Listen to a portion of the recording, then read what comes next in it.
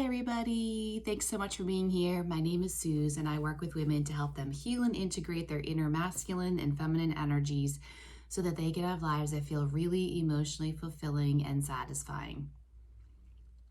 I want to talk today about being too much. I love talking about being too much. This is a common core wound that a lot of people deal with, right? Coming from a childhood where your emotional needs were not met, or your emotional needs were made, you were made to feel like they were too much, or you were asking for too much, or you needed too much, all of that, right? Which is a conversation for pretty much every human walking the face of this earth, right? So the thing about being too much, I want to step off to the side for a hot second and talk about human design and energy in human design for a minute. I've talked about it a few times. I want to talk about it more and more on this channel as it applies to the central message. But human design is your energy type, and it's very, very, very specific. Very specific. I can't talk. I just saw 111 about how you manage energy, how you deal with energy, how much energy you have, how to use your energy in the best and highest good for yourself and in the collective, what your role energetically is with others around you. And when you understand yourself really deeply on that level and see why you are the way you are, self-acceptance is ready to just skyrocket. So I love 144. Again, 144, I'm seeing it in like almost all my videos. Once you learn human design, it will change your life forever. Anyone who I've talked to who understands their human design, even at the most superficial level, understands human design, it radically shifts how you see yourself, how you participate in the world, where you invest your energy, where you invest your emotions, your thoughts, how you move through the world, how you see other people, how you interact with other people and perceive how they interact with you. It is fascinating.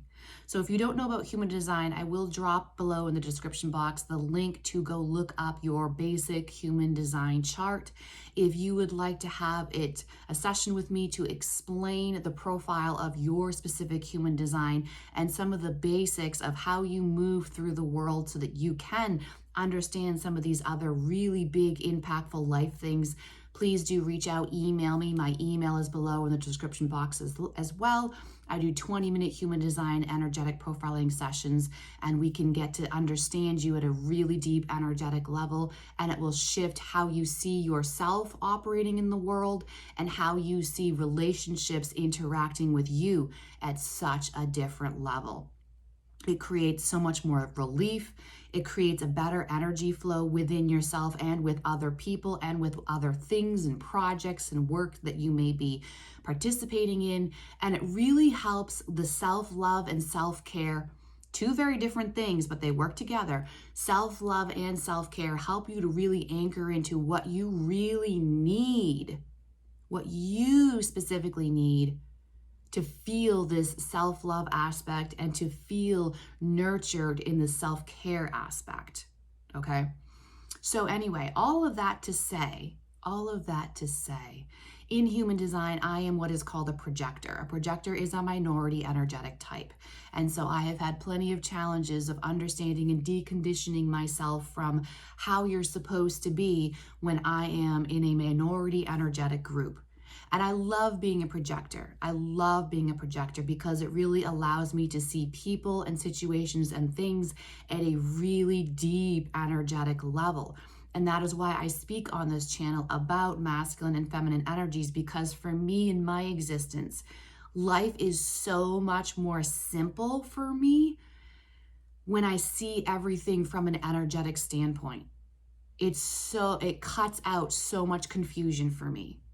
And so my gift in working with clients is to take life situations that they may be dealing with or struggling with or want some guidance on, and I see how their energy is interacting in that situation, whatever it may be. And I am able to help clients guide their energy in a more efficient way for them specifically. So I love my gift of deep energetic seeing. and I see through the confusion a lot of the human stuff.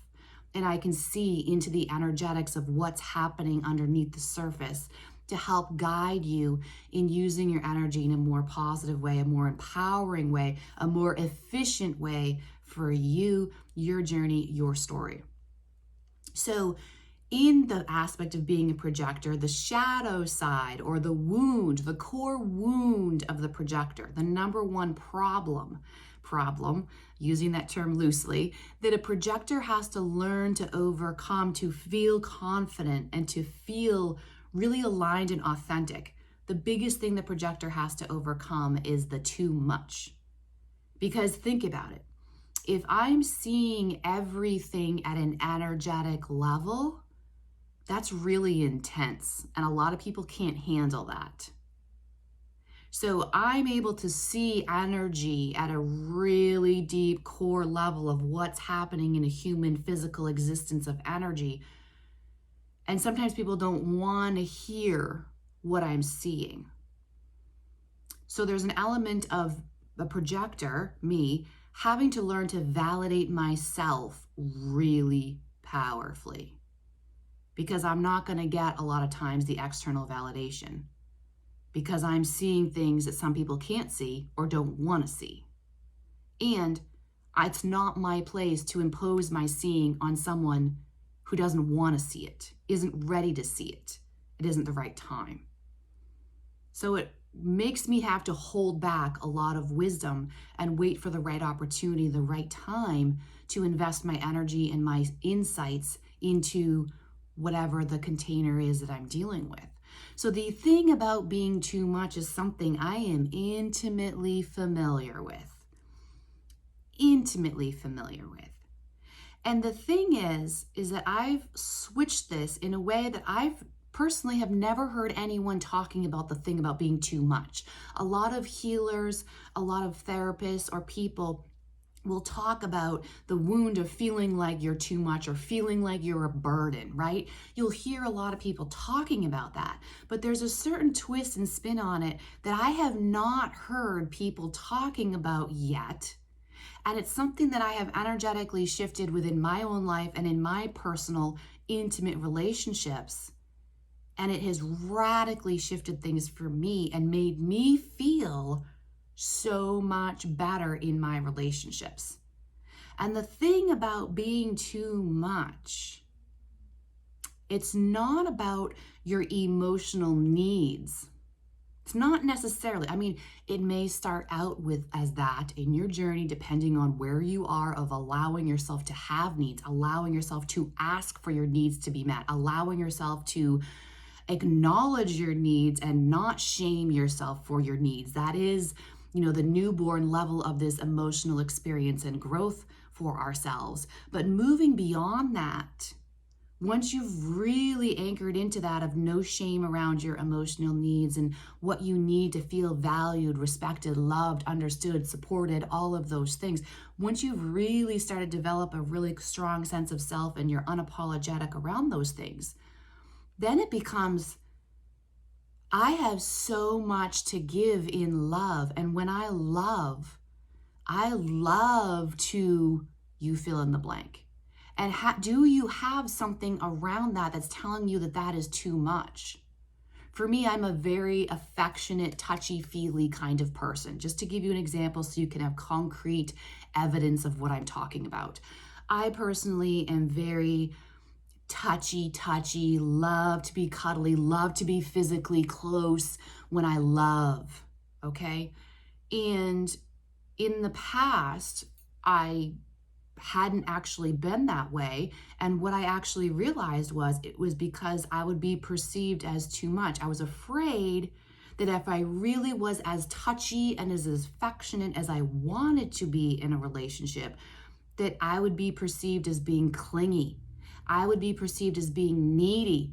I would be perceived as wanting attention in a negative way, shame around that, wanting attention. I would be too much. And the funny thing is that when you're in relationships that are really aligned with you and have a value system aligned with you. They're not going to think of it too much. It's not even that. They're going to want more. They're going to want more and more and more.